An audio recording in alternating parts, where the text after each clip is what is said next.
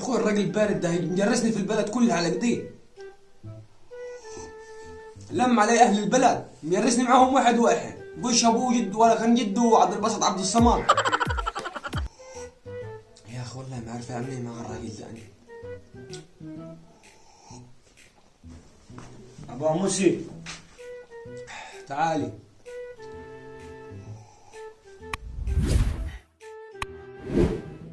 اللي يابا كنت شايفك عامل عقده مع عم رمضان وانا معزقي في القمحيات. جرسني انت مع عمك رمضان، ما تقول له يا ابو الفضل. يابا انا ما قلتلهوش، تو اللي سالني وبعدين انت فاضل صح. يعني هو اللي سالك تقول له ابوي فطر صح؟ طب توه في الكلام يا اخي، قول له اي حاجه في اي حاجه، ما تقولوش ابوي فطر. وبعدين يابا ده حد توه في الكلام. تبع اختم القران الكريم 5 مرات في رمضان، وبعدين انا ما ينفعش اكذب وانا صايم. يعني انت لو فاضل على كده هتكذب عادي؟ والله العظيم انت شكلك هتعمل زي الراجل دي وهتعيش الدور زيه.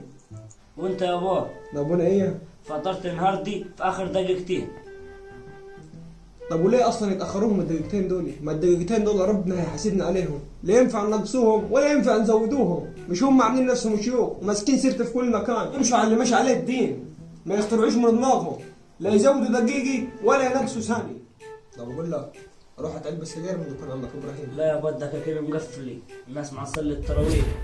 ما تروحش ما تروح. يابا انا ما رايحلكش ده كده، انا راح اصلي التراويح وادعي لك معايا ربنا يهديك. طب اتكل على الله. يعني البلد كلها تعبت في رمضان، ما نهار كله العيال كلها قايم على سرقة البرسيم والملوخية. هذه الهوايل اللي حلها هايل، البلد مهول ومقولي ده مشوطة. ودي محمد يا محمد. ايوه يا ابوي جاي. ابوي جسمي مكسر، وش واحد شغال فيها ضرب. وانت جسمك وجعك ليه؟ مين اللي ضربك؟ لا يا ابو حدش ضربني، ده انا رحت ساعتين كوره، بعد ما جيت من ساعتين الكوره رحت الفرح، بعد جيت لعبت على التليفون شوي.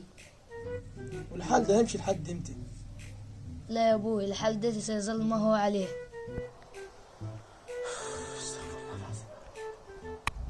اقول لك يا ابوي، قول يا ولد. عايز اغير تليفوني وعايز اغير مستقلي، واصلا انا ناوي اغير برستيجي خالص.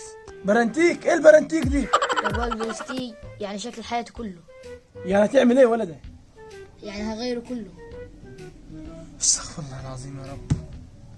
جاتني منين الخلوفه دي انا يا رب؟ والله انت راجل قديم يا ابوي، انت شكلك صاحي من الستينات امبارح يا ابوي. انت عايش فين يا ابوي؟ عايش في الدنيا يا ولد. اكون عايش فين يعني؟ انت والله ما عايش في الدنيا يا ابوي. طب وانت مش هتكسر ان الشيطان يقدر يرسم لك يوم في رمضان؟ ده انت عندك 10 سنين يا ولد.